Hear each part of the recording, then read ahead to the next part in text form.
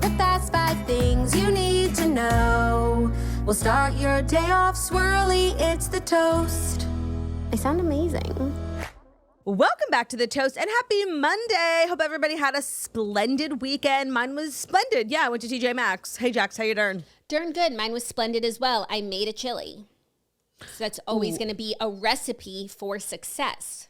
I was actually promised a chili and one never arrived. Ben on Sunday was like, should we make a chili? And I knew something was up, you know, because why would he be so generous? Ben, like, low-key, like, doesn't like making chili. I'm always like, oh, we should make a chili. And he's like, fine. He has to film an ad. You. He has to film an ad. Oh, what brand is sponsoring his chili? I don't want to spoil it because I don't want to spoil it. Okay, well, that's really exciting. But he didn't do his chili for his wife nor his brand work. Is that what you're saying? No, he's delayed. Content is delayed. Well, we had the busiest weekend. I'm sure you did. It's a busy time. Yeah, I am going to LA. You are going to LA. And he didn't even make you a chili, even though he's trying to court you to go to LA. And a chili would definitely help move the needle. I ran out of reasons to say no, and now I actually believe it's a good idea. Like, we should definitely go. How fun is that? Like, I was being a hater, but first of all, the lack of air conditioning in my studio is not going to work for me. Do you know it's 80 degrees? It was 80 degrees yesterday, 80 degrees. It's October. It's been 80 degrees for 3 days in a row. I've had enough. I'm leaving. When do you leave for LA?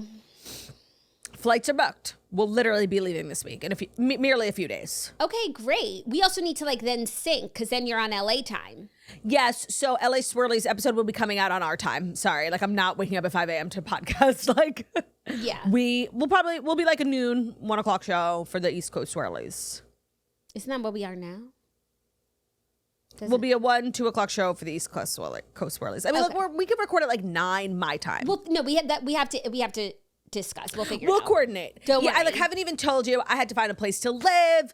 I had to get like a stroller. So many things. I had to call Brian Kelly 1,000 times asking. I've never taken Ruby on a plane. So, you know, and I literally in the middle of my text messages with him, I said, I feel so privileged to have like direct access to you. I would be Googling all these things. And Brian knows everything. And Brian has 2 kids. So yeah, we figured it out. We're going to be okay. We are going to be great. okay. He's at such a great age to travel. It's really like he's kind of just attached to you. Yeah, it is what it is. Listen, we're doing it. Can't turn back now. I'm very excited for you. Same. And then by the time I get back, my new place will get done everything that needs to get done. There's like no furniture. So much work needs to be done. So you know what? It's good. It's good. Turdy takes LA. I love LA. Turdy would. I love it. I'm going to be like my co-host is LA. I feel like Ben and Josh. Benny and Joshy. Joshy and Benny. The Knicks are so bad and this is not good. Yeah, except Joshy and Benny are the new like Jackson Claude. That's disgusting. Literally. That's disgusting. So I had like a crazy weekend of just like getting all that planned, like buying packing cubes. I now own packing cubes. Yep. I don't want to talk about it. That's like something that when you have kids, you have packing cubes. I have so many packing cubes. And I stand by that, like, they're not that like a different. They're kind of nice. They're kind of nice because you don't have because their clothes are so little that you don't want a huge suitcase with all these little folded individual things. You take out the sack, you put it on the bed, and it's like you're staying for a long time, so obviously you'll unpack, but like you could kind of keep things in their cubes if it was a shorter trip. They do serve a purpose and they make you feel really organized, especially when the clothes are so little. Yeah, I see people on TikTok like always like getting their packing cubes, like pack with me for whatever. And it's like grown ass people fitting like 2 pairs of shoes in a cube. 2 shirts.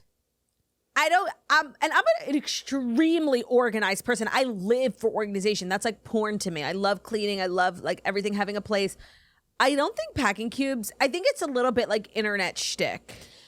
Not maybe for adults, but I stand by the fact that for kids, you kind of need them for all the little items. There are just so many little items. You can't have them like loosey-goosey in a big suitcase.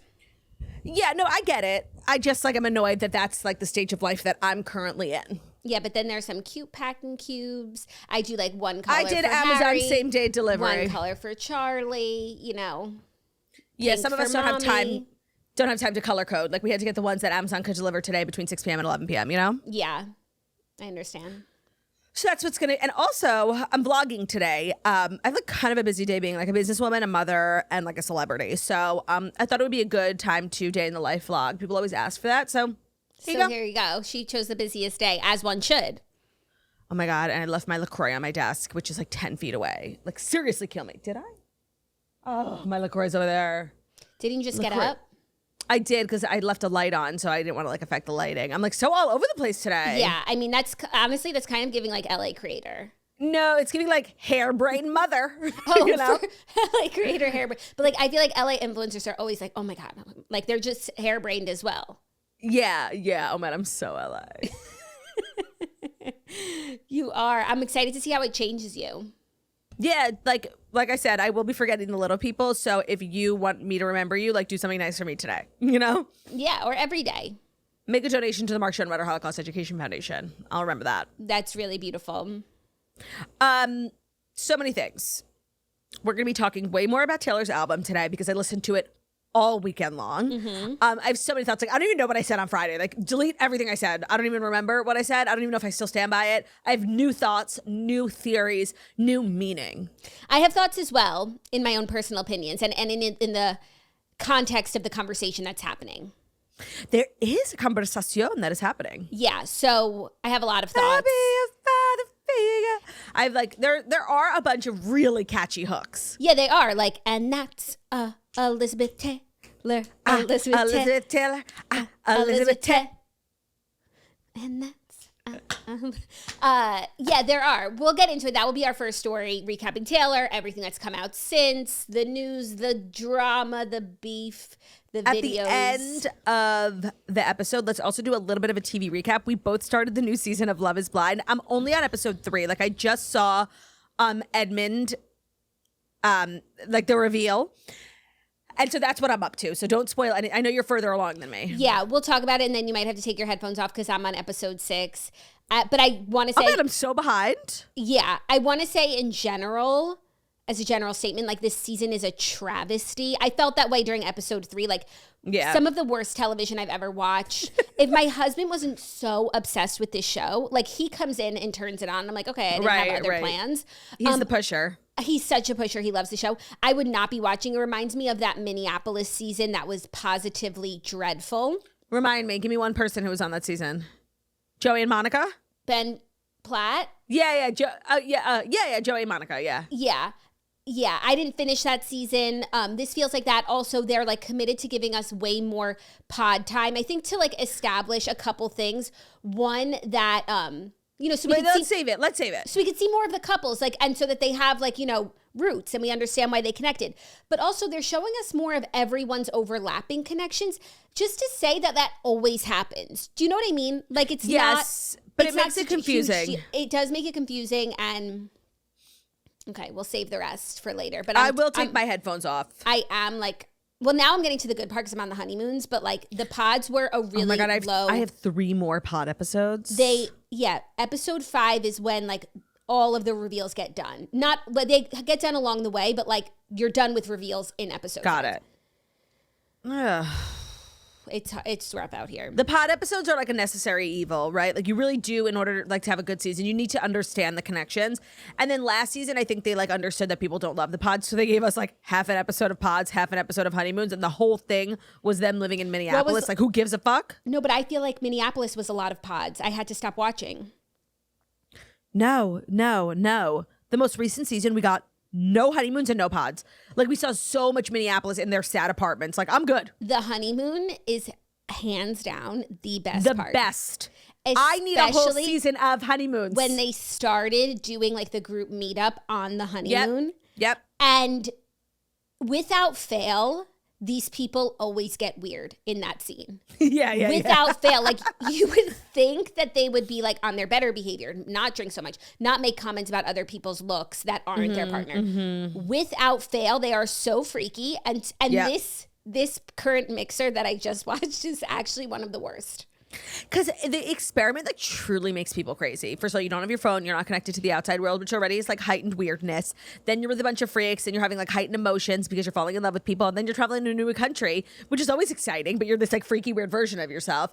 And then like you get reunited with like your cellmates from the pod. So it like reignites more weirdness. It's definitely a social experiment. No. And like just everyone going forward, you think people learn from reality TV. They learn from seasons past. Like, I'm not going to say this. I'm not going to do that. Stop drinking at that honeymoon mixer. 1,000%. Stop it. 1,000%. Like, drink when you go home. Okay, so we will dive into that in the TV recap, and we will do stories. Anything else you want to chat about before we dive in? Any more pre-Fast 5 banner that you want to bant? Oh, any more banter to be banted? No, I had a nice weekend. I've just been like taking it easy, trying not to do like the most, but we've been we had people over actually yesterday for the games. That's why I made a chili. People. And I hosted and I cooked a chili. That's a lot. I heard you also made corn muffins. I did make corn muffins to accompany my chili. Parchi. A fun fact about me. I fucking love a corn muffin. Yeah. But I don't like it in the way that other people do. I know it's like really popular to have with chili. You like it with jelly?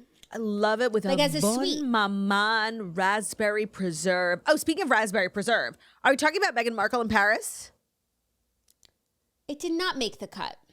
Can we talk about it briefly? Yeah, because it almost made the cut. And then I was like, we're going to do a whole story about Balenciaga because they switched their creative director, but they never actually took accountability for the weird shit that they did. Like, it's not going to be a story. Sorry. No, of course. And I wanted to talk about it, just like sort of put on blast and like shame everybody who went. Like Anne Hathaway. Like some people like need to be slumming it. Like Jenna Ortega, like I get it. Like it's exciting for you to be invited to Balenciaga. But like Anne Hathaway with your leather gloves, first of all, she looked terrible. Like the outfit was bad.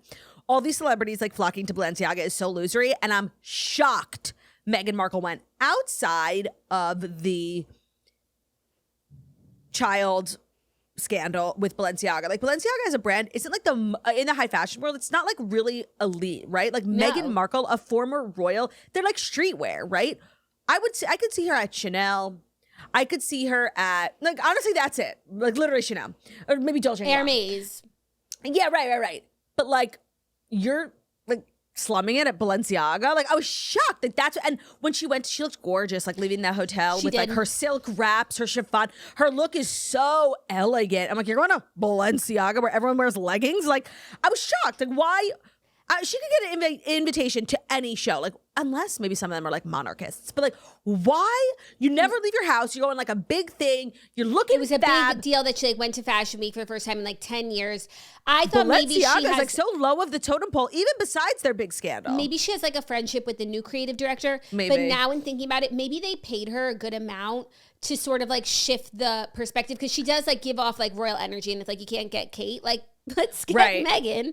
And she did bring style, like a lot of elegance. And if that's very elevated. If that's the look going forward for Balenciaga, then she is a good face for it. So like maybe it was a big payday for her. But fashion, but like they don't make money because nobody's been shopping. Like as much as celebrities keep going to their shows, nobody is shopping Balenciaga. The people, the streets, we remember. So I don't even know how they would have a lot of money to give her. I was so confused. I loved the idea of her stepping out in Paris Fashion Week. I think like for the level of celebrity that she's at, it's like a very like only top tier people go. New York Fashion Week is literally like influencer fest. Like it's not chic, it's not elegant anymore. Milan Fashion Week and Paris Fashion Week are so top tier. I loved it for her. I was like, I wonder what show Balenciaga, and her outfits are so not Balenciaga. They're so much better. Yeah, I was shook. Yeah, Kylie was in Paris. I don't think she went. They went to Schiaparelli. Like there That's are my theme right more. There are more. I know. Sorry, Kim went to Balenciaga. Oh wait, no, did she? Where was she wearing her pixie cut? I don't know. I don't think it was Balenciaga. I thought she didn't go to Balenciaga. No, because her boy left. Which is even weirder that she didn't go this time, but like only goes for weird ass Demna. Yeah, ugly clothes. That's even weirder. Like now it's like, okay, since Demna's not there, like everyone can pretend like it didn't happen and like go support Balenciaga, even though I don't forget personally, but I can see why they would think that I might forget. But to like now not go. And I'm sure you didn't see this because you don't have TikTok. And while I agree that like having TikTok is not the right move for you, it makes me sad that you didn't see the video of Ina Garten at the Hermes fashion show in Paris with her Kelly on her lap, She's sitting at the end in the front row. She has her Kelly on her lap. She's watching the clothes. She looks so sweet. It is, bar none, the cutest thing I've ever seen. She's just wearing like her little black trousers and her black button down, like classic Ina Fair. She doesn't look crazy, but she has her Hermes bag on her lap. She's looking so fucking cute. It actually is like the cutest thing I've ever seen. That's really cute because you've been hard on her. I have. She's literally pissing me off. Oh yeah, to close the circle, we did get a food processor. But like not even about the food processor, even before that, like with her memoir and like the bits and bobs she was sharing. Okay, by the way, One thing about me, I'm a fair person. No, I know. love Ina. The name of her memoir sucks. She was wrong for what she did to Martha Stewart. I'm holding space for 3 truths. Yeah, she was. There was also like other like titillating anecdotes that you sort of like shot down. Yeah, about like her and Jeffrey. Like the and thing then is, you went in on Jeffrey, but I also did not go in on Jeffrey. I did not. You went in on Jeffrey. I would not. I didn't. You stop making. Oh, you didn't even mention like making any sort of commentary that like I got a haircut. You always have like a fresh hair. Yeah, I got a haircut. Just a trim. Not a big deal, guys. You're like Stop Bruno. freaking out. You get your haircut every 3 weeks. Stop freaking out about how weird, different it looks. Like I know. I just wanted to switch it up. Stop freaking out. Is this your new LA hair? Yeah, I love LA. But for the record, like you did go in on Jeffrey. Okay, you know what? I did. I went in on Jeffrey. And you know what? He needed it. I feel like no one. I know he get away with thinks murder. he's like a protected class. Like, yeah. Sorry. And like you know what? I actually can't get into this again without going in on him. Yeah, actually, yeah, I do. Yeah, you have to restrain yourself. Yeah, that's fine. Okay, well, I think we should get into what we have to get into because we have a lot to discuss today. So without further ado, here are the Fast 5 stories that you need to know. And the Fast 5 stories that you need to know are brought to you by Wayfair, literally like the brand of my life right now. I just ordered a rug. As the holidays approach, get what you need to personalize your home with Wayfair. You can shop holiday decor for every room in the house, whether it's Christmas trees, wreaths, or inflatables for the front yard. Wayfair's your one-stop shop. Refresh a guest room with bedding, linen, throw pillows, and accent chairs for way less. Make holiday hosting a breeze with quality cookware that will wow any guest. Yes, with the holiday coming up, like not only are we all decorating our house for the fall and winter season, we perhaps don't even say it. I know what you're going to say. That I said decorating weird. You said decorating. I'm literally Taylor Swift. Listening to too much Taylor Swift. Everybody, like, I feel like you need so much stuff for your house, whether you have like company coming over or you're like hosting meals. There's something for every style and every home, no matter your space or budget. Wayfair makes it easy to tackle your home goals this holiday season with endless inspiration for every space and every budget. They have free and easy delivery, even on the big stuff, and you can find all your seasonal must-haves from furniture and holiday decor to appliances and cookware, perhaps even a food processor, all in one convenient place. That's Wayfair. Hosting just got a lot easier. Get organized, refreshed, and ready for the holidays for way less. Head to wayfair.com right now to shop all things home. That's WAYFAIR.com. Wayfair. Every style, every home. Today's episode is also brought to you by Game Time. The Game Time app is giving the advantage back to fans. It's the hack for unlocking amazing tickets and experiences in just a few taps. So buying tickets is modern warfare. It is so expensive. And I don't really feel like you should have to sell an organ on the black market just to go see your favorite basketball team or concert, pop girly. And Game Time agrees. Download their app. There's so many reasons why I like them, but one mostly is because the fees are included. So sometimes you'll go like shopping for tickets, and by the time you get to checkout, the tickets have tripled in price because there are so many hidden fees. Well, with Game Time, fees are included. You're going to know your total upfront. There are no surprise fees at checkout.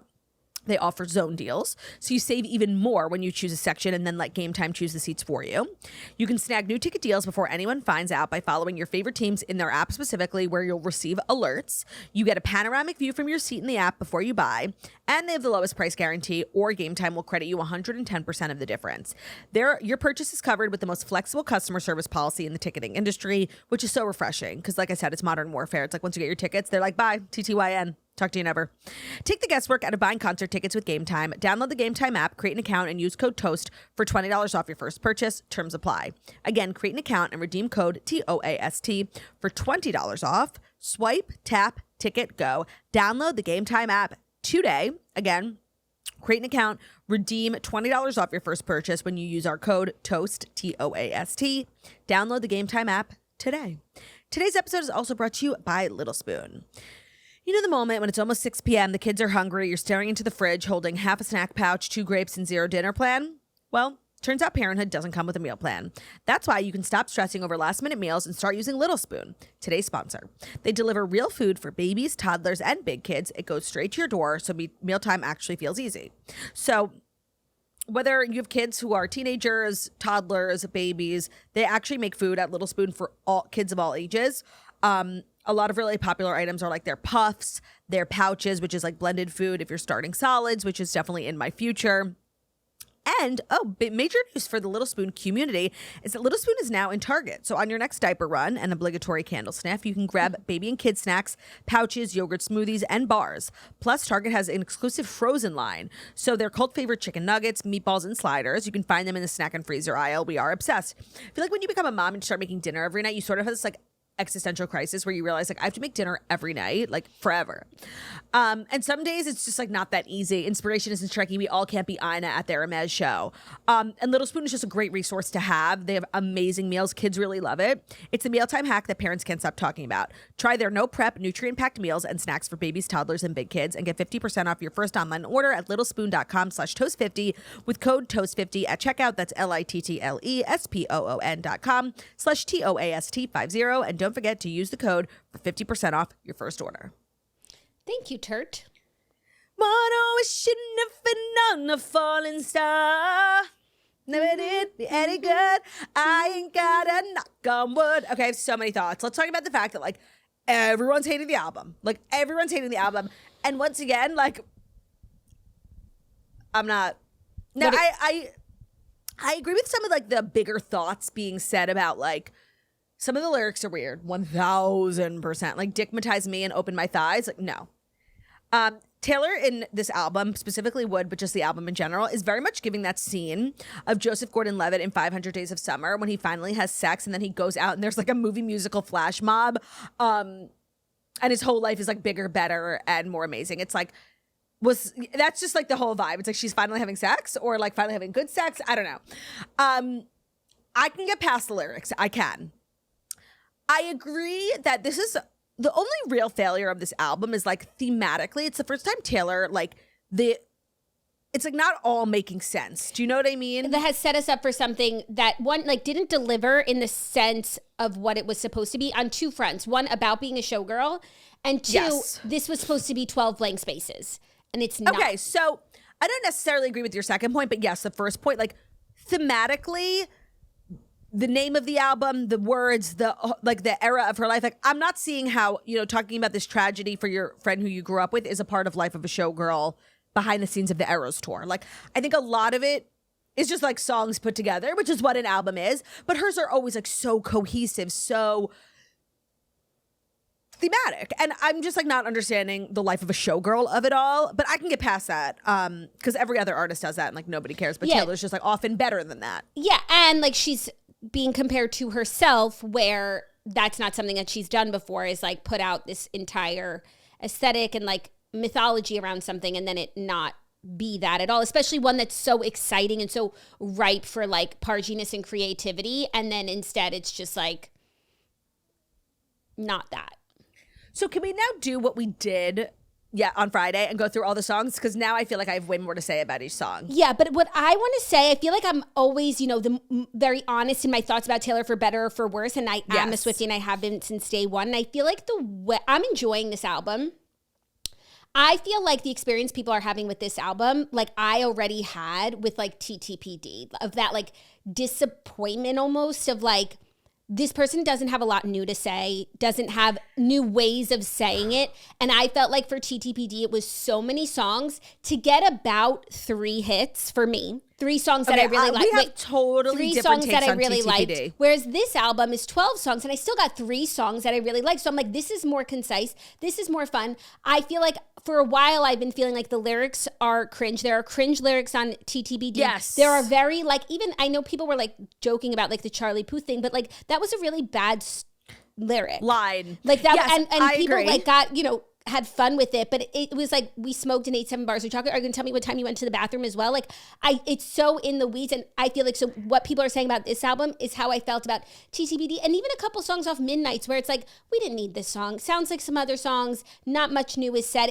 But there are also some incredible songs on that album that like really make the album, and the rest is sort of filler. I felt like this album had the less of that filler verbal diarrhea, so I was able to enjoy it more.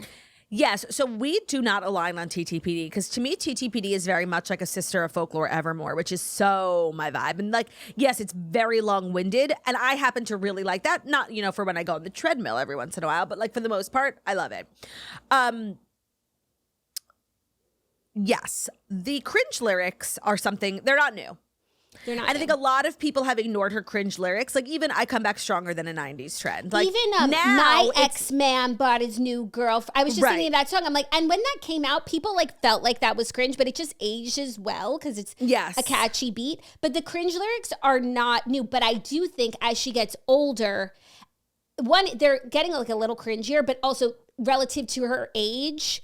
Well, it's just like, the thing is, it's just who she is. I feel like we say this a lot. Like Taylor herself is like a self-proclaimed like chuggy millennial. So to hear it in like a cool pop song, it sounds off, but at least it's authentic to who she is. And what I was going to say, oh yes.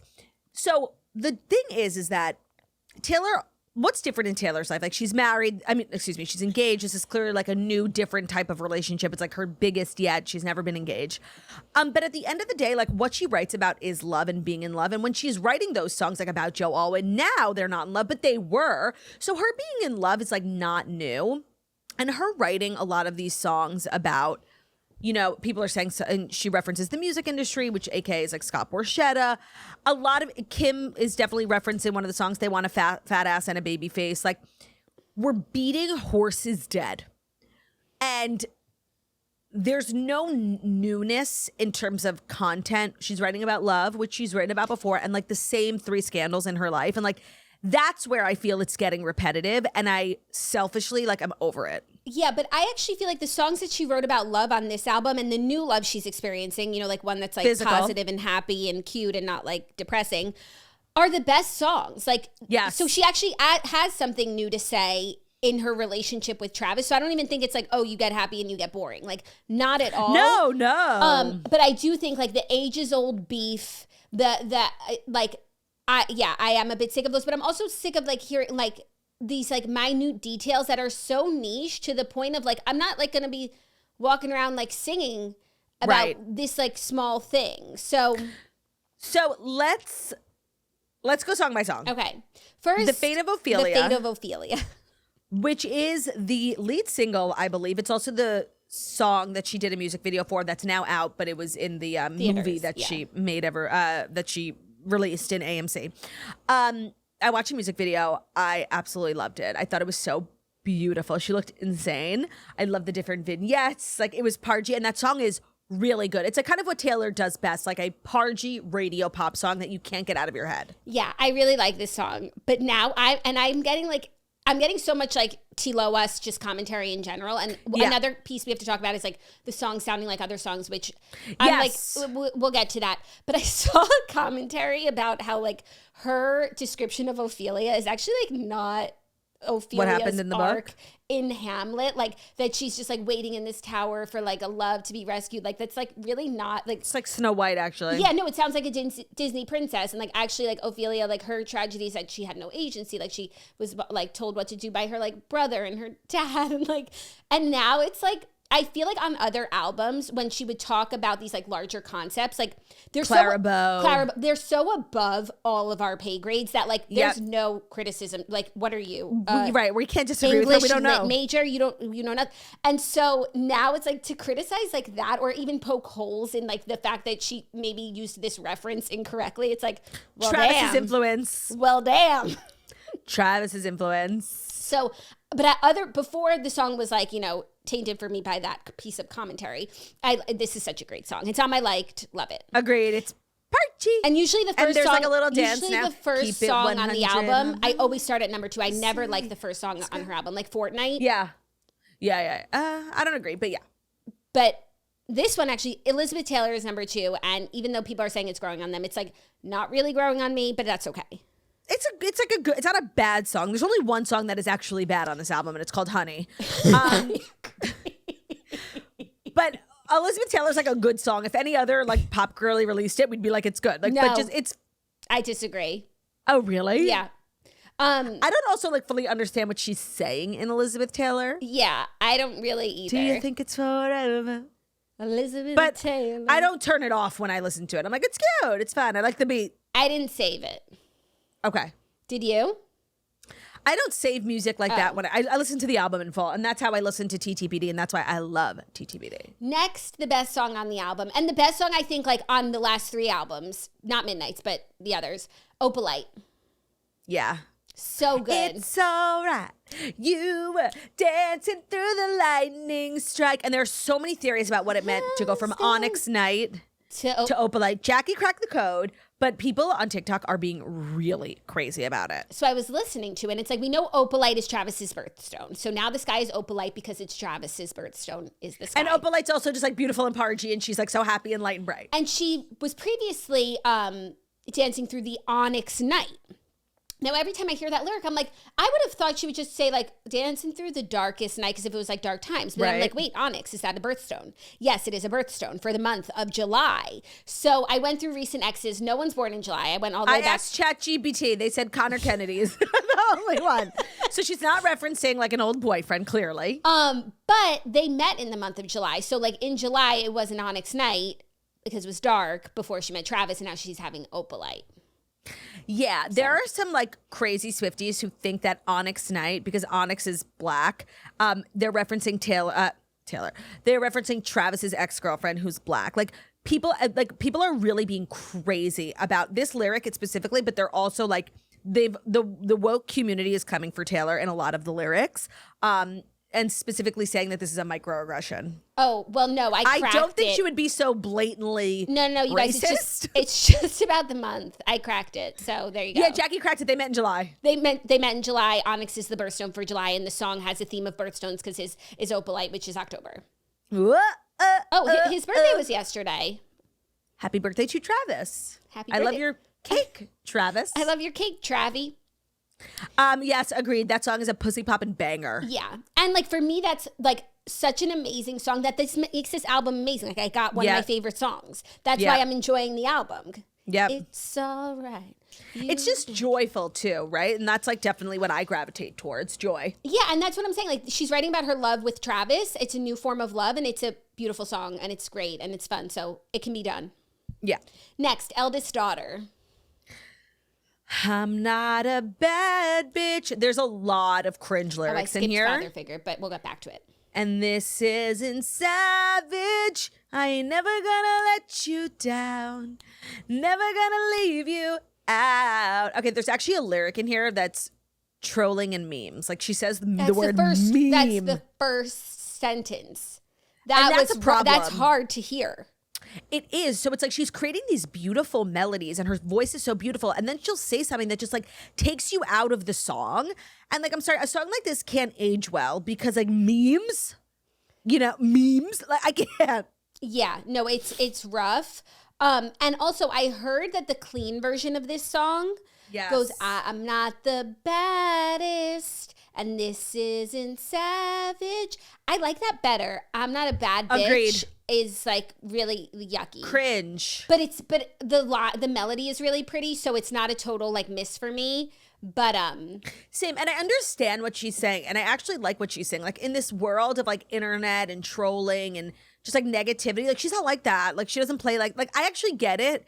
And she's such an eloquent person. I feel like there would have been a pargier way to say it instead of I'm not a bad bitch and this isn't savage. I think I need to start listening to the clean version of the album because I like some of those lyrics that make you cringe. I heard that about a bunch of songs. Yeah, like because for the movie theater version, it's the clean versions of the songs so you could bring your kids. Oh, that's nice. Like the lyric that everybody's like dying over, actually like from actually romantic, like make you wet. We have to talk about that. It makes you sweat. Good. Perfect. Then before that was Father Figure, which people are saying it's either about Scott Borchetta, Olivia Rodrigo, or both inverted. So in the movie theater, she says it's about the music industry. Okay. AKA Scott Borchetta. Okay. I'll be your father figure. Oh, because my dick's bigger. That's like a cringe line that I don't hate.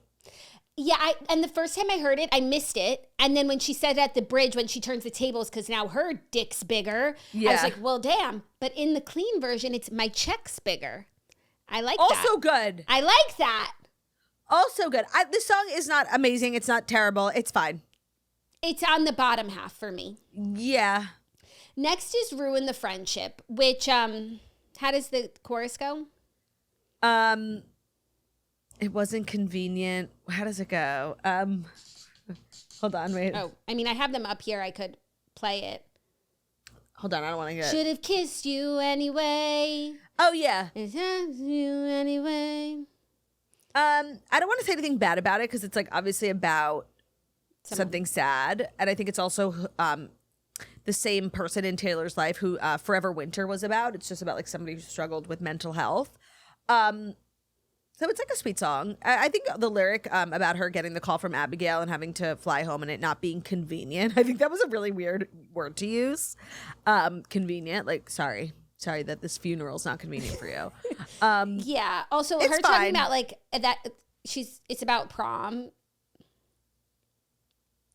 Well, one thing about Taylor is that she often uses the structure of like high school as a metaphor for stuff. No, it's not. I know what you're saying, but like a lot of people when she released Miss Americana, no, I'm like she's talking it out. I love the high school metaphor. She wears short skirts, I wear t-shirts. Like I love it. Right. She's talking about like 30 years ago her prom. Yeah, and this is a nice song about like something she's been through, but I don't understand how it fits into the album from like a bigger perspective. Especially like 12 bops that we were promised, not just a stream of consciousness. Right, and that's what this is. It's very TTPD. Yeah, it is. Maybe it was from the cutting room floor of TTPD. Yeah, but this song had this song was like only the best of the best. Creme de la creme. Yeah. Next, Actually Romantic, the Charlie XCX diss song. Yeah, Charlie XCX posted actually that she's in the studio, so it's giving, diss track coming back. And if I was Taylor, I'd be really scared. Because, Charlie XCX invented brat. And if you actually look up the definition of brat, like the definition of brat is like having loose morals, right? Right. And you don't want somebody with loose morals writing a diss track about you. Like that's the scariest thing ever. I don't know why Taylor wrote a song about Charlie XCX, even though I'm down. Like I ride for Taylor in Taylor versus Charlie. Like I do not fuck with Charlie. There's this coalition emerging against Taylor. Yes. I feel like, 5 years ago, there was one that sort of have moved on with their lives. And even though she talks about them all the time, it's like Kim and Scooter and Justin and like everyone's sort of moved on except for Taylor, but that's fine. They don't I don't think get together and meet about like how they're going to take her down. No. I think this coalition of Charlie XCX, Maddie Healy, Billie Eilish, Lorde. So Phineas actually reposted a video that somebody posted that Taylor's new album feels spiritually Israeli, like in a derogatory sense. And Phineas reposted it. Everybody's like, yes, our pro-Palestinian king, Phineas. And I just want to say, I fucking hate Phineas. Yes, there's a big group of losers who hate Taylor. It's because they're jealous. And yes, Charlie XCX, but I do feel like they have a kind of a strong chokehold on culture, and it's like not good for Taylor in the pop wars. I think Taylor will emerge, and I'm so firmly team Taylor. Of course. Like, them not liking her makes me like her even more. It's all the people I don't like that don't like Taylor, so I'm good. But it is like a group of crazy people. Because like Kim and Scooter, like they're not crazy. They're just like, no. The intense business people, whatever. But like those people are crazy. Radical. Where's Lorde? Because I kind of put her in that group. Yeah. And people were saying that one of Taylor's songs sounds like Yellow Flicker beat from Lorde. Does it? From Hunger Games. And I feel like a lot of people are saying a lot, like I don't think the Jonas Brothers are going to sue Taylor over Cool Showgirl. I think it's cool for them and they don't want to awake the beast.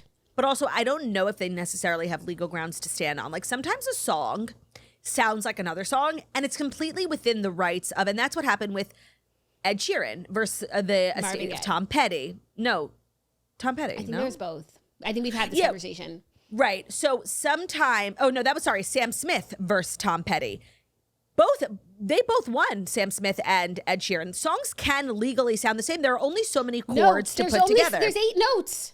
But like what Olivia Rodrigo did was use a sample of Taylor Swift's New Year's Day, like that chord progression, and not credit it. That's illegal. And that's why Taylor gets a cut of Olivia Rodrigo's songs. So I have to imagine if anybody could sue Taylor, they would, but Taylor's not that stupid. Like some songs might sound like other songs, but in a completely legal way.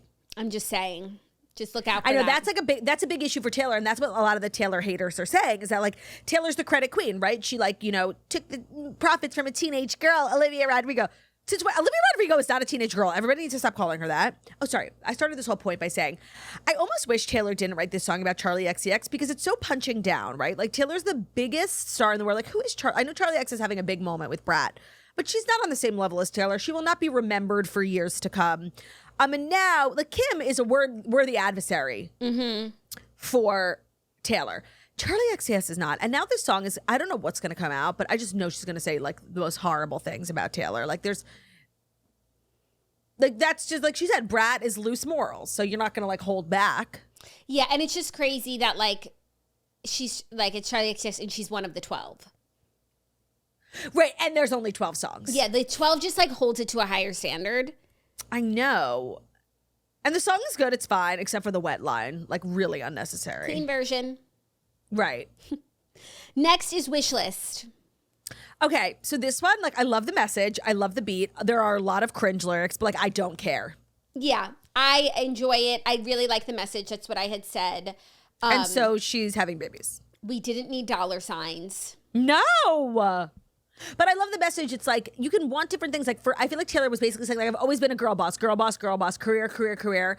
And now she's found this love, like, and she wants to girl boss and settle down. Like, she's settling down. She wants a basketball hoop. She's having a crop of kids. Got the whole block looking like you.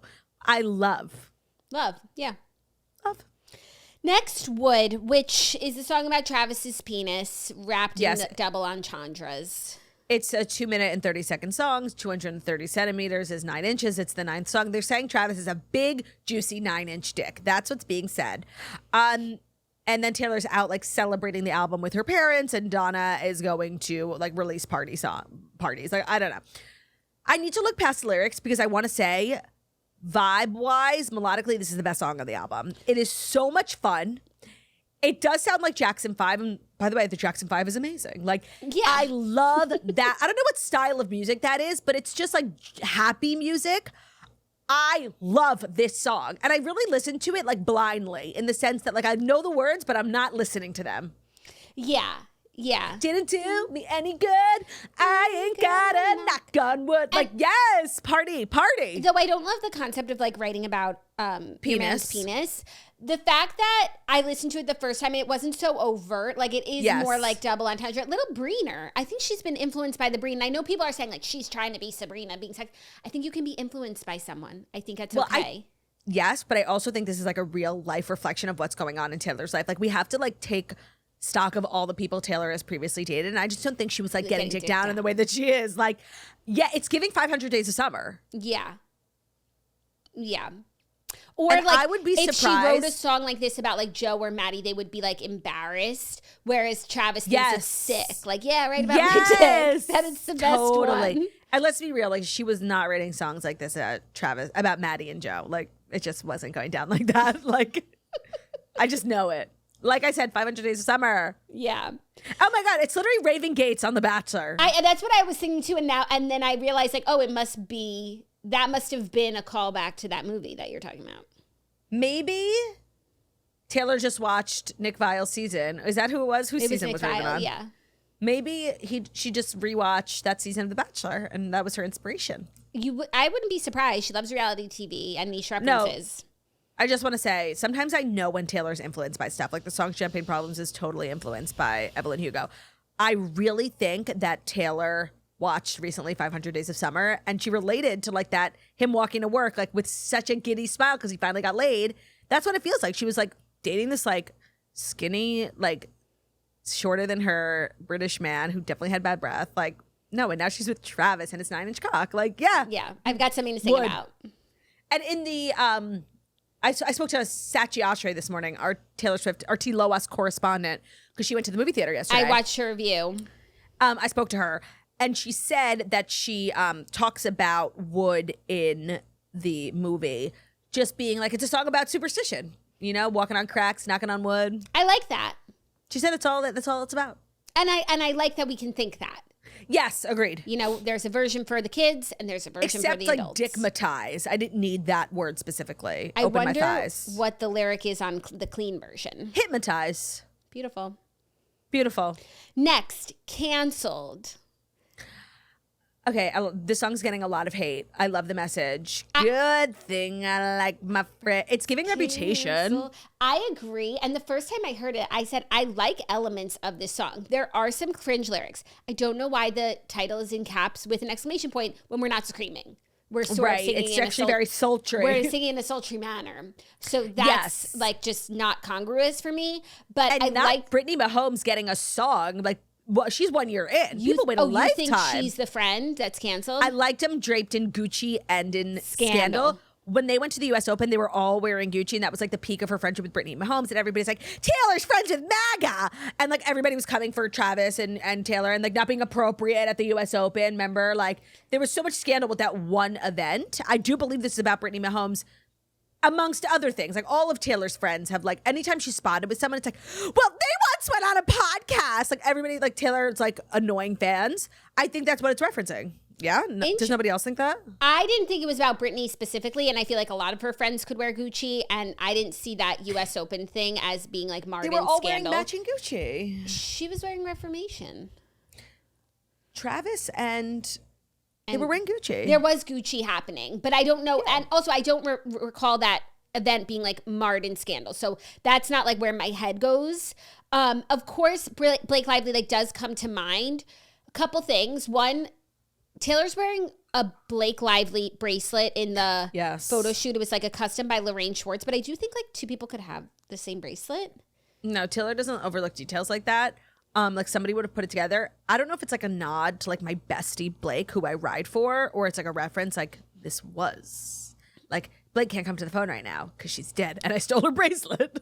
Oh, interesting. I don't know, but then this song like makes, and her putting it out like at the moment where like Blake is canceled and they're not friends, like makes me feel like they actually are still friends. And when she says, a lot of people say father figures. It could be about Ryan Reynolds too. Like that Ryan like threatened Taylor on behalf of Blake, being like, come defend us or like whatever. And she's like, well, my dick's bigger. Like I can get my subpoena, you know? And there's also references to flowers in this canceled song, which was a big reason why Blake was canceled, because she was promoting flowers. Because she was promoting flowers. And also like, did you make a joke only a man could? Like I feel like the way that like Blake is being canceled because like, you know, her diva behavior on set, like if a man did those things like. Right. I don't know. I just want to say, I hope it's about Blake. Like, I don't want Blake and Taylor to not be friends. One, I think it's an important friendship for Taylor, but also like, if like it just it makes the whole thing so much worse for Blake Lively. Like, and I actually hope that they're not. Yeah, but that's why there will be a wedding and a bachelorette party, and and Taylor said on Graham Norton, everyone's invited. Yeah. Next, Honey, which you and I both agree is the worst song on the album, and Skip. I'm glad that we are aligned on that. Margot Oshry posted like, I feel like we're not talking about Honey enough. I'm like, yeah, we're not talking about how on purpose bad it is enough. On purpose, we're not talking about it. Yeah. And then Life of a Showgirl featuring Brina, which is like what we were promised. The princess who was promised. So many people have made references to this song being very similar to The Greatest Showman bar scene where Philip Carlisle the other and side. PT did me to the, and it's where this like old and new sort of decide to join forces and work together and then eventually pass the baton on to Zac Efron. And it's so Olivia Rodrigo coded. I'm sorry. Like, it's literally Taylor's always talking about how the industry's like trying to push her out. But the song really says like the Eras Tour made me like, I'm married to the hustle now. Like no one can ever, there's not like a new Taylor Swift. Like Taylor Swift's reached a level that nobody else will ever reach, but they're always like new, and it's like her totally like passing the baton on to Brina. Like she's okay with Brina being like the next Taylor, but Taylor's not going anywhere. The song is just melodically, sonically so good, but listen to the lyrics. It's so Philip Carlisle coded, and that's exactly what happened in The Greatest Showman. But like I feel like people really, there is no next Taylor. I agree with that, and like Taylor's here to stay. But like, there's so many girls who she brings up with her. Like, what about Gracie Abrams? She doesn't get to be a part of this conversation because she's not part of Olivia V's Breener. But like, Taylor's done the same thing for her. She's collabed with her on songs. She had her open for her. Like, she has gotten as Gracie far. Abrams is not threatening to Taylor Swift's place in music at all. Sabrina is a little, and Olivia Rodrigo was. Gracie is a little because of her songwriting abilities. Okay, but you know Gracie's like songwriting abilities are all that girl Audrey Hobart. No, I don't know that because like why would I know that? Audrey, yeah. Do you know the song? What's that girl's song? I can't remember. Whatever. Like she writes a lot with this girl Audrey, and then Audrey just released her own album. And it's like literally that's the Gracie Abrams vibe, like the talking, the not breathing, singing. It's this girl Audrey. So I'm just saying I don't think Gracie Abrams poses a real threat to Taylor's ability. Like her passing the baton to Gracie, it's like, no, actually, you actually can't reach. Okay, I'm just saying there are a lot of people who, like, we just go, like, for Breener versus Olivia because it's titillating. I'm sorry. Olivia Rodrigo is all over this album. Like, she just is. But I do think from a songwriting perspective, like, Olivia Rodrigo would be amongst the next Taylor Swifts that we have. Yes, of course. That's why, like. Yeah. Yeah. So that is your Tiloas recap. Oh, and then she announced, like, acoustic Oh my God, by the way, read the room, girl. She has to stop doing that. Yeah. It's what people always criticize her for. And like, there's so much Taylor criticism that's just like, all right, just say you hate her. Like, your reasoning sucks. This is so valid. I know, she and she said, she kept saying, the names. There's 12 songs and you're not getting any more. Whereas like when she did Midnight's and then like Midnight's 2 a.m. version, it's like, well, we never thought we weren't getting more. But so to say that we're not getting more and then we get 5 more and they're like acoustic mashups with like so many words, it's just a lot. So here are the songs that she's releasing. Life is a Song acoustic version with Opalite, Life is a Song acoustic version, and Ruin the Friendship, My Advice version. What? Dressing Room Rehearsal version with Wishlist Settle Down acoustic version, and The Life of a Showgirl Dressing Room Rehearsal acoustic version. Alone in My Tower acoustic version with The Fate of Ophelia, Alone in My Tower acoustic version, and Eldest Daughter, Now You're Home acoustic version. And how can you listen to these songs? Not even on Spotify. There are four limited CD releases, each including 2 acoustic bonus tracks on her site now for 24 hours. But if you want all the different versions, you need to buy all 4 CDs. Now, this is her way of like gaming, the charts and making herself the most, downloaded, streamed, and CD.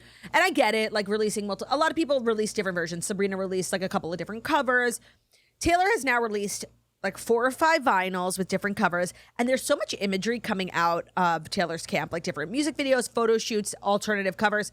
Every single picture I see is 50 times better than the one she chose for the cover. Just saying. Yeah, she has already sold like 2.7 million copies on day 1 of Life of a Showgirl, which is the second best for an album's first week in history. And she's on track. What was the first best? Number 1 is Adele's 25, which sold 3.4 million albums. And like even if Taylor happens to sell 3.5 million, like it's not as impressive. That was 3. Honestly, Adele's not doing multiple covers and vinyls signed on her website. 3.4 million people buying Adele's album. Right. With Taylor's 2.7, it's like 1 million people buying 3 different versions of it. Yeah. That's a very valid criticism of Taylor. It's also just like so wasteful. Oh, Billie Eilish, okay. No, it is. I'm not Billie Eilish. Don't ever call me that. That's like the most insulting thing you can call me. I just feel like it's so stupid. Yeah. Like I don't care about like the material waste. It's just like, oh, I'm sorry. I wasn't talking about like the recycling of it all. Like people's money. Like it's wasteful. Yeah, but people get to choose what they spend their money on. No one is forcing you to buy the Shiny Bug collection. I just feel like it's so like in your like drinking your own Kool-Aid, like in your own shit. Like it's just like it's not necessary. Yeah, I agree. But people can do what they want. Do as they please. Including her, if she wants to put out some more vinyls. Mm-hmm. Are you ready for our next story? Yeah. At last. The weirdest story I've ever shared. Ex-Jets quarterback Mark Sanchez acted erratically and body slammed a truck driver before being stabbed in Indianapolis, cops say. We are always talking about Mark Sanchez. I just want to say that. Like, remember during COVID, we found out Mark Sanchez like was a toaster, and then I went live on Instagram with him, like because like whatever. No, I honestly don't remember that. You don't remember when I went live on Instagram with Mark Sanchez? No, but I do remember we were just talking about him. We're always talking about Mark Sanchez. You guys don't realize. And now our work has paid off because he is headline news. And like now he's like headline news for this, but before this he was like, a very low level sports broadcaster when I was in high school. He is still a sports broadcaster. Yeah, but when we were in high school, Mark Sanchez was like the hottest thing on the planet. He was coming to the Jets to save us. He was like this hot young thing. There was like a 2-year period where he was on the cover of the New York Post every single day. Like he had such promise, such potential. And now he's like beating up older gentlemen in backyards. Like when I saw this headline, at first it was just Mark Sanchez stabbed. I was like, stabbed and hospitalized. I was like, holy shit, not my Mark Sanchez. Right. I was like, no. At first it was like Mark. tragic news that he was stabbed and in the hospital in critical condition. And then it was also like, and he's arrested there. And then things started to take a turn, saying like he was arrested. There was footage of him in an alley, and the other man who was stabbing Mark in self-defense was 69 years old. And he's a truck driver. Now you give everyone the details. I'm finally going to get my LaCroix. Former Jets quarterback Mark Sanchez was acting erratically, reeked of booze, and was slurring his words when he body slammed an elderly grease truck driver just before he was stabbed in the chest in Indianapolis.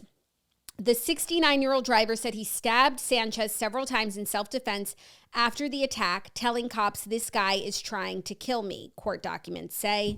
Grim photos. We also have photos of the alleged victim, the truck driver. Those photos show him wearing a neck brace and covered in blood, lying bruised and battered in his hospital bed.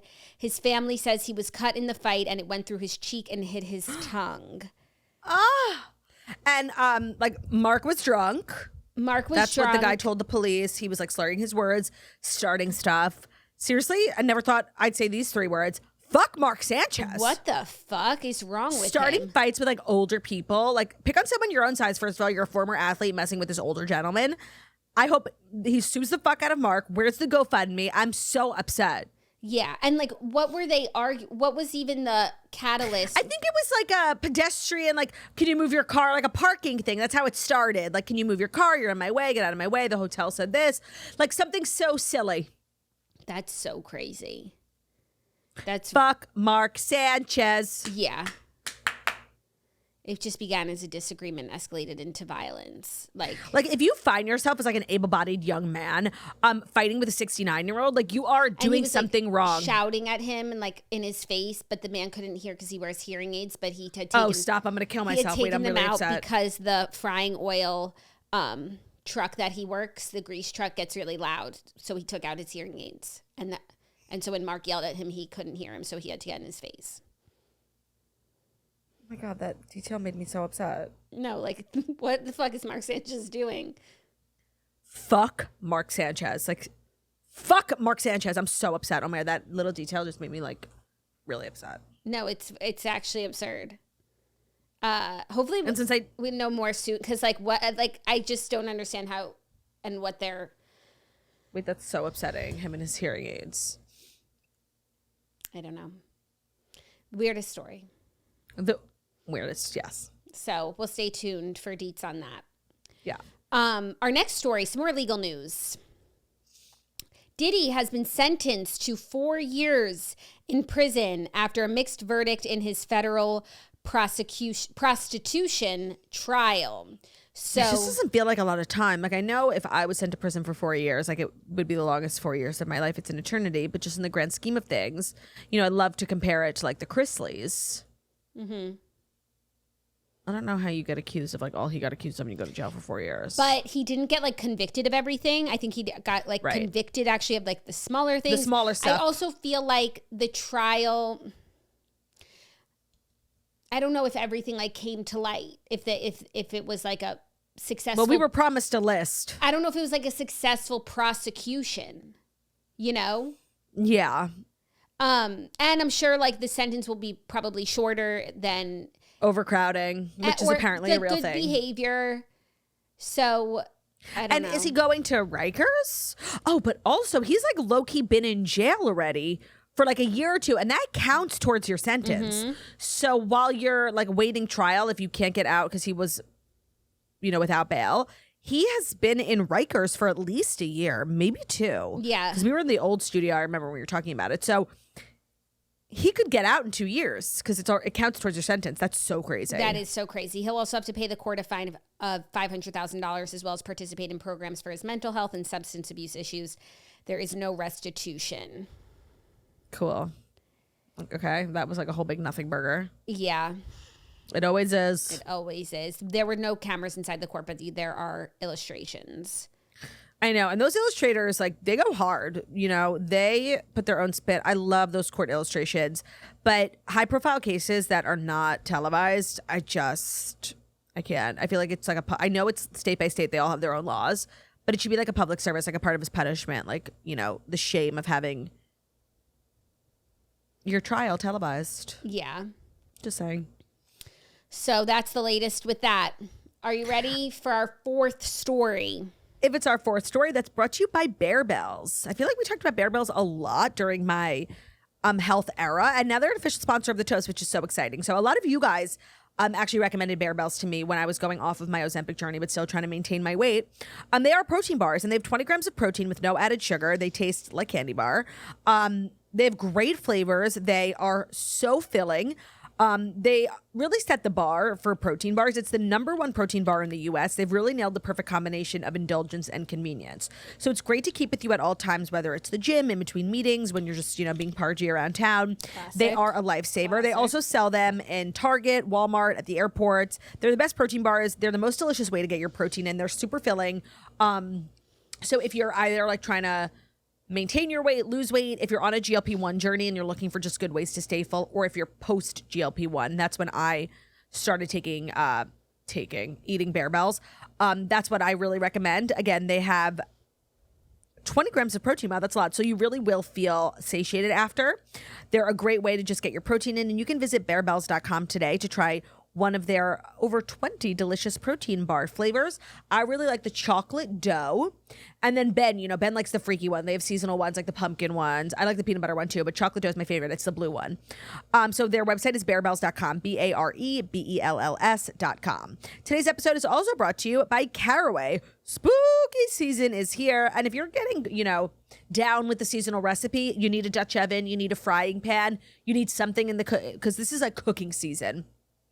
Head over to Caraway. They make everything you could possibly need. Things I'm loving from Caraway recently: food storage. They're like for leftovers. They are pargy for the environment, pargy for your health. So there's so many things that separate Caraway from other kitchenware brands, but I think what makes them the pargiest is, the average adult unknowingly consumes over 150,000 plastic particles every year.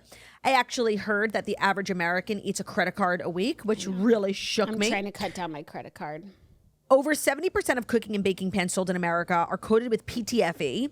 Microwaving plastics for 3 minutes can release over 4 million microplastics. So if you're just heating up like your OG Tupperware, you're not going to be okay. You're not going to be okay. I made a chili last night in my Caraway, and then I kept the remains in a Caraway to go. Little purple, adorable, non-toxic, and heat it up in the thing. It's ceramic. So whether you need cookware, bakeware, they make like pizza cutters, they make spatulas, cutting boards, literally everything. Made my cornbread muffins in the Caraway muffin tin. That's a really important switch if you're going clean. And Caraway's an easy one. Set. An easy one. Yep. One brand. They got it all. The set is wood cutting boards.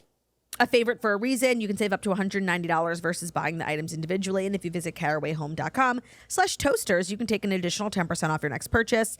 Exclusive for our listeners, visit carawayhome.com/toasters or use code toasters at checkout. Caraway, it's non-toxic cookware made modern. Today's episode is also brought to you by Armora Colostrum. Armora Colostrum is a proprietary premium bovine colostrum concentrate that leverages proprietary cold chain biopatent pasteurization technology to preserve colostrum's over 400 bioactive nutrients in their purest, most bioavailable form and ensure a composition that is uniquely optimized for human health, unlike any other product available. So if you're looking for ways to strengthen your immunity and your gut health, improve your fitness and metabolism, and enhance your skin and hair, well, we've discovered an incredible brand, Armora Colostrum. Everyone's talking about Armora. It's a great thing to add to your morning routine. Super easy powder, little pouches that you can keep in your purse, good for on the go. And there's so many benefits to adding it. So if you're looking to strengthen your immunity with optimize your whole body microbiome and strengthen your immune barriers along the mouth, sinuses, lungs, gut, urinary, and reproductive tract. It can fortify your gut health. It can vitalize hair growth, skin radiance, and fuel performance and recovery. So you can harness the closely guarded secret of elite athletes, long prized for its unrivaled ability to take performance to its apex. We've worked out a special offer for the Toasters to receive 15% off your first order when you go to tryarmora.com/toast, or you can just enter code TOAST to get that 15% off your first order. Tryarmora.com is spelled TRYARMRA.com/toast. Tryarmora.com/TOAST. I'd love to try Tertra. Okay, well then you should do that. You want my colostrum? Come over here. I know. You literally Come over here. I could try Tertra. open up. Our fourth story is made for Claudia, two of her favorite topics in this world. One, Hilary Duff. Let me think. Oh. And two, role model Sally guest appearance. It's not my favorite topic. I just like to keep you in the know because we've I wish you could have seen me on Saturday. Jackie, I took Ruby for a walk. These three hot young thangs came up to me. They're like, "Are you Claudia from The Toast?" Girls Jackie, or they boys? Were 16. Like, they were so young. I was like, "You guys know me?" You recognize me? And sometimes young people come up to me and they're like from TikTok, you know. They're like, "Yeah, we love The Toast." That's amazing. It's probably because you've been keeping us abreast of who comes out on at Sally role model concerts. And I'm so glad you brought this up. Hilary Duff did an amazing job. She was a great Sally. So you should understand the headline here. Hilary Duff makes a surprise appearance on stage at Role Models ACL Fest as Sally. Claudia has been keeping us abreast that Role Model, who is a singer, who sings a song. He's very TikTok-y. He's like a young guy. He dated Emma Chamberlain, which is how everyone knows him. His name is Tucker, but he goes by the stage name Role Model. And his big hit is, "Oh shit, here we go again. I'm falling head first. Saturday, Minnesota, hotter than a fever. Sally." And so when he performs it live, he does this cute little thing where he'll bring out a girl and she's the Sally for the night. She comes on stage and she sings and dances. At first it was fans and then it was like influencers, Jake Shane, you know, but he's really leveled up. Jake Shane was Sally? Jake Shane was like one of the first Sallys. Wow, Jake Shane doing big things. Huge. Then it really caught on to be like this big thing and he started getting like huge names. Olivia Rodrigo has done it and he's not like an enormous artist. Like, it's worth mentioning. It's just like this big song. Olivia Rodrigo's done it. Kate Hudson did it. And then over the weekend he performed at Austin City Limits and he brought out Hilary Duff, who like is Sally. And Sally's just like sort of this all-American swirly. And what people do with the platform is really interesting. Kate Hudson has been like everyone's favorite because it's like Sally's a girl in a rom-com. You know, you hear the song and it's just like fun-loving gal. And you just like get up there. There's no choreography. You just like let him sing to you and you like dance and you're like cute and fun and you engage with the crowd. Some people have been terrible. Some people have been good. Kate Hudson has been amazing and Hilary Duff crushed. Even though there's like nothing to crush, you don't do anything. She crushed. No, she crushed. I agree. I haven't seen footage of other people being Sally, but I know about the Sally concept. I didn't have any expectations, but I could see that Hilary Duff was doing a good job. It's literally girl in a rom-com, which she has been. So maybe that's why she like flipped her hair around. She did a little dance and she also knew the words. Not just people coming on stage, Natalie Portman, and not knowing the words. Yeah, she knew the words. She sang along. She had her cute little mini skirt. She's coming back to music. She's doing her docuseries. Yeah. And now she's Sally. I feel like a lot of the times it's like people with kids who like love Tucker because he's really like young for like young teenagers. So I could see like Kate Hudson's kids like liking him and that's why she just agreed to do it. Even though I could see also him have written the song about her. Like, she's so Sally. Got it. And speaking of Sally, I know you're obsessed with Alex Earl's friend Sally, and huge news for Sally over the weekend. A video was posted because there was like rumors that she was dating Fibula. Right. And she is dating Fibula. There was a video of them kissing, like sitting on the couch. Not me seeing Fibula 3 days ago and he didn't tell me he had a girlfriend. I'm so upset. That's huge for Fibula. Yeah, no, it's huge. Okay, so it's huge because also like Fibula has a podcast with a girl. He like hosts with a girl and everybody like ships him and the girl, even though they're truly just friends. But there's like all these theories that like they're in love. But he like has a girlfriend. So that's like tough for the people who, you know, think that theory. So like their podcast community on TikTok, they were burning it down. They were so upset. I'm sure Sally's getting hate, but I'm sending Sally love. As always. Sally's definitely getting hate. As always. Sally and her 24-hour birthday. Never forget. Right. Are you ready for our fifth and final story? Yeah. It's some news. By the way, we should do like a weekly segment. Like what that just was, like Turdy's like Gen Z corner. Where like I just like tell you about what's going on with the youth. For sure. But you typically do like send me stories if you want to talk about them. Like Gen I don't Z need things. like a segment to like share my passions. I was just saying like. We could definitely do Turdy's Gen Z corner. But can you make up a better name? I kind of like love it. You do? Turdy's GCC. GCC. I kind of love the Gen Z corner. And it's just like, it won't happen like in installments because like Gen Z is going to Gen Z and I can't commit to doing it once a week. But when it does happen, then we then say, and that was how Turdy Gen Z's it. No, and that's how Turdy Gen Z sees it because it's Gen Z say. Oh, true. That's good. I love that. Collaborative. Collaborative. Our fifth and final story is some news. News about the news. Oh. Bari Weiss has been named editor-in-chief of CBS News as Paramount acquires the Free Press. So I thought you were going to say some new news and maybe they decided who's going to permanently fill in for Jenna and Hoda. Like, what is taking them so long? That would and also be news. Because it just reminded me, over the weekend, I thought about this too, and I texted Justin Sylvester, and I was like, why aren't they giving you that job? Like, it's so obviously Justin Sylvester. Yeah. Hoda went on Andy and Watch Happens Live, and Andy asked, who do you want to replace you? And he literally said, Justin Sylvester. What did Justin say when you texted him? He was, always the diplomat, very political. Like, it's been such an honor to be. Yeah.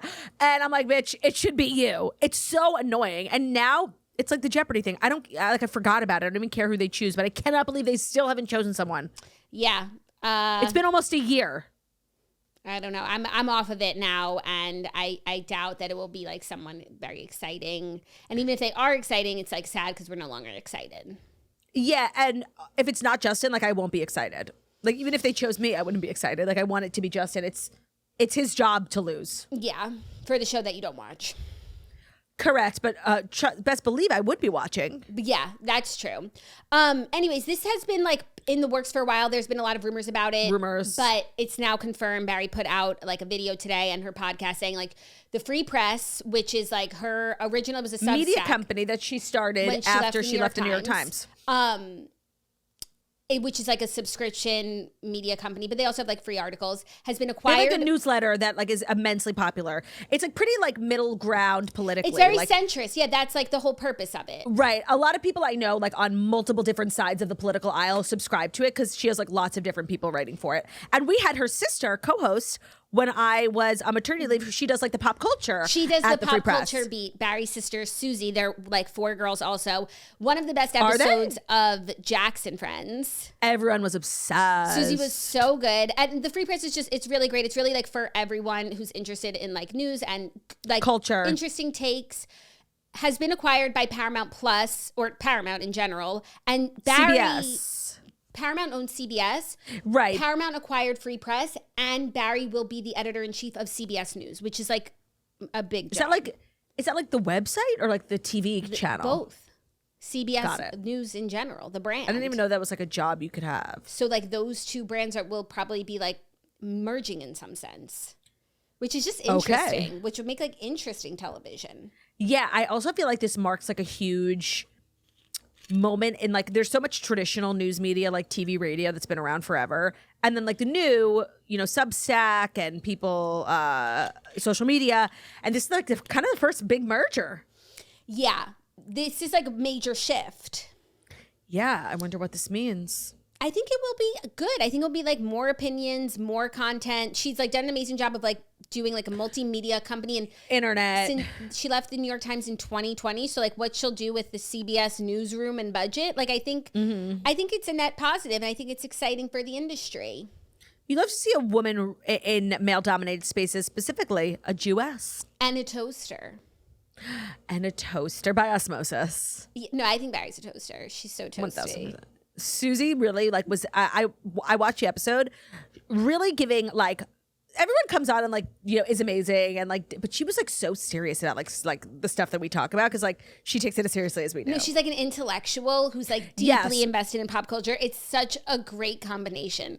Yeah, she's like an intellectual who's meeting us down here. Yeah, no, it's a great episode. If you want to get a sense of what they do over there in a pop culture sense, watch that episode with Susie. You love to see toasters in high places. So I am going to dive into the Love is Blind recap. And you tell me when it's time to take. I'll just give my cursory thoughts. I hate this show. I hate everyone. Why is everyone leaving? And why is like, okay, so I feel like actually, do you remember that guy who's like suing Love is Blind? From he got married to Nick and Danielle. Nick. It's funny how like I can't remember. I don't know anyone's names on this season that I'm watching. You texted me like Joe is weird. I'm like, seriously, who's Joe? I've never heard that name. Nick and Danielle. Right here, top of my head. So he was like suing Netflix and the production company for like his mental health and how he's homeless now. And it was like really like made it some serious allegations about the production's behavior. So I feel like they're like trying to negate that by like letting people go and not following them around with cameras. Like, bitch, follow Anne home. Why did you like? Are we never here? I'm only on episode 3, but like, are we not hearing from Anne ever again? And then that other guy, Blake. Oh, Anna. And then Blake went home. And we're just letting them go. And I like how they had the producer, like they left that scene in of the producer talking to Blake being like, whatever you need to do for your mental health, go. It's like, okay, Nick wrote that script. Oh, that's so funny that's how you saw it. I'm also just like, at least give us kernels that these people are like sort of like struggling or not thriving into this experiment. Because like when I saw Anna, she was like crushing it and in love. She was like, no, her and Patrick were really getting along. Everyone who spoke to her like was really dazzled by her. Like she's crushing it. So why would this person who's literally like Miss Congeniality, Miss Popular, be like having a heart? What am I missing? They should have like showed us. No, or did something happen? Like they always like leave crumbs of like, you know, someone will say something in the pod that is going to come home to roost later. Yep. And they give us that crumb. And they gave us like no indication or no crumbs that these two individuals were like having a hard time or suffering. I don't think something happened. I don't know what happened though. I think that like, yeah, maybe it's just like their mental health, but like there obviously had to have been footage where they're like not thriving in the experiment. And it just would have been nice to have like an inkling of that. Yeah. As opposed to like, she's literally about like her and Patrick have just established that they are like each other's number one. Perfect for each other. And she leaves. Same with Blake and Sparkle. Yes.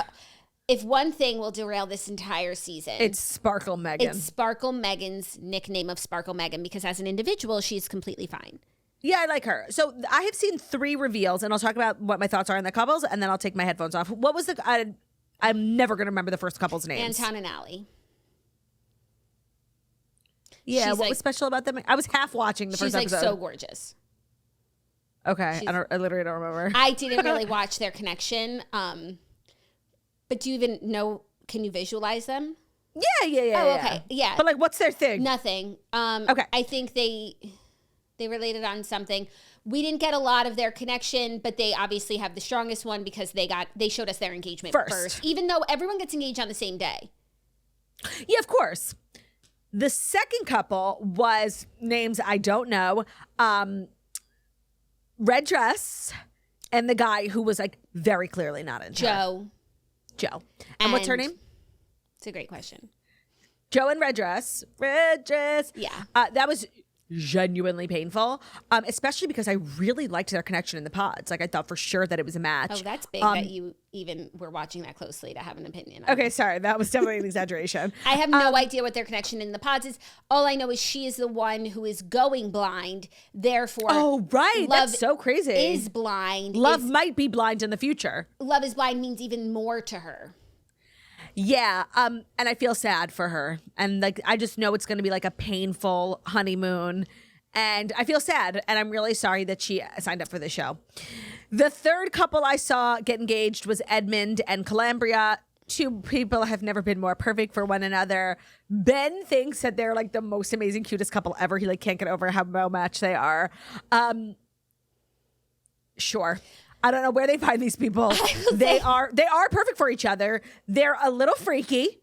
Pop off. The first few episodes, I was more distracted mentally. I was like having a lot of like conversations on the side. Like I was on my phone and I was talking to Zach and we were like just like. She had a lot going on in her life. A lot going on. So those 3 couples, I have no idea what they connected over and if it's like strong or anything. The latter couples that get together. Well, I don't know who ends up. So should I? Yeah, because I have nothing to say about what you've seen. The extra 3 couples, which are Patrick and Casey and Sparkle Megan and Jordan. And I don't know if I'm going to remember the 6th couple. Oh, well, Nick and Amy. Sure. I think those are like, maybe given what I've seen, like more of the stronger couples, even though I will say I thought Megan was right to choose Jordan over Mike. I'm saying his name was, because she was just like, Jordan was just like a lot lighter and happier and like made her feel like just life was like lighter with him. However, what you don't see about Jordan in the pods, which I guess Mike had seen behind the scenes, and maybe this was what he was alluding to when he was trying to put Jordan down, is that like Jordan is extremely mature, and the way he is at that mixer on the honeymoon with all the guys was seriously so awfully cringe. Like I guess in the pods you don't get a sense of what a guy is like with his bros. His sense of humor was so off, so unfunny. Of course, Joe's was too, and they were like, you know, takes 2 to be unfunny and like bad fiancés. But I expected more from Jordan, whereas Joe's just seems to be spiraling. He's obviously like not happy in his connection in his relationship and isn't trying to like make it work. Whereas Jordan and Megan seem like two serious people. Of course, he has a son and like they are serious about each other. I think they'll take this experiment much more seriously. So for him to behave like that was like really icky. And if I were her, like, I couldn't see past that. I'd be like, oh, you're two different people when you're with me alone and when you're with your friends. And I don't like that. Goodbye. Then Nick and Amy, at some point, like, is he ever going to tell her that he told two people that he loves them in the pods? Because that was weird. Other than that, I think they're actually a really good fit. They seem really pleased with how the other one looks. And they seem really like actually a good connection, which is nice. Casey and Patrick, that was insane to watch. It was seriously one of the most uncomfortable things I've ever watched. I was jumping out of my skin watching her touch his face, like so tactile while also like breaking up with him, but not actually saying it, saying like, I love you, I'm sorry, I can't. And he's like, so are we still together? She's like, I love you, I'm sorry. Like he has no idea that they're broken up. She is so manipulative, especially when in the pods, like when she felt like she was losing him, she just wanted to get him so badly. And she just starts like throwing like all this sex talk out there, which is just like such low hanging fruit to like, you know, get a man to want to have sex, like be with you. So I don't know why she went so hard for that when she was like ready to throw in the towel 2 seconds after meeting him. I'll wait to talk about that scene more with Claudia when she watches it because like I seriously can't. You're good. I'm back. Yeah. Some of these scenes that I've seen, there are a couple of like crazy scenes that like I've just touched on, but when you watch them, like we have to go in. Claudia, some of the most uncomfortable television I've ever watched in my life. Can't wait. And that's what we get for sitting through 5 pod episodes, and we've earned that. Right. Even though it was hard to watch, like it wasn't enjoyable. This is the definition of a nalafi, and we kind of need to get it out to people. So I am making a judgment call. That's the end of the episode. That's the end of the episode. Anything we didn't say, like we have every other day. 4 more days. Yep. 4 more days. Thank you guys so much for listening to the Toast and Millennium Morning Show, where we deliver the best 5 stories you need to know every Monday through Friday on YouTube. So if you listen to YouTube, no, I forgot. I have to redo it. Shit. I hope everybody enjoyed watching this on Spotify. Oh, I wanted to say to our Spotify swirlies, the same way that our audio comes out immediately and then the YouTube video takes like an extra hour, it's the same with Spotify. So the Spotify audio is going to come out instantly, just like it does on all the audio platforms. And then probably an hour later, the video goes up like it does on YouTube. So that's just... maybe today, a little longer, given the nalafi of it all. Right. Thank you guys so much for listening to the Toast and Millennial Morning Show, where we deliver the fast 5 stories that you need to know every Monday through Friday on YouTube and Spotify. Fuck. You know what? Just like we love you so much. You're the best. Keep We're coming also available back. as podcast anywhere podcasts can be found on Spotify, iTunes, Stitcher, Public Radio, iReady, Fox, all the places where we listen to podcasts. Find out so totally 5-star review about beautiful, stunning, and wickedly talented we are. Love ya. Bye. Leave a message.